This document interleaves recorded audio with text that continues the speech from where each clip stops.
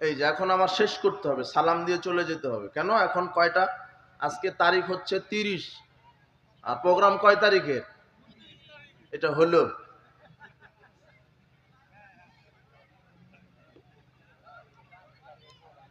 আল্লাহ সুবহানাহু ওয়া তাআলা বলেন, কুল ইয়া ইবাদিয়াল্লাযীনা আসরাফু আলা আনফুসিহিম লা তাকনাতু মির রাহমাতিল্লাহ। আল্লাহ সুবহানাহু ওয়া তাআলা বলছেন, মুহাম্মদ সাল্লাল্লাহু আলাইহি সাল্লাম, আপনি আমার বান্দাদেরকে বলে দেন, তোমরা যারা নিজেদের নফসের উপরে জুলুম করেছো, পাপ করেছো, আমার দয়া থেকে নিরাশ হয়ো না। ইন্নাল্লাহা ইয়াগফিরুয যুনুবা জামিআ, আমি মানুষের সব পাপকে ক্ষমা করে দিব।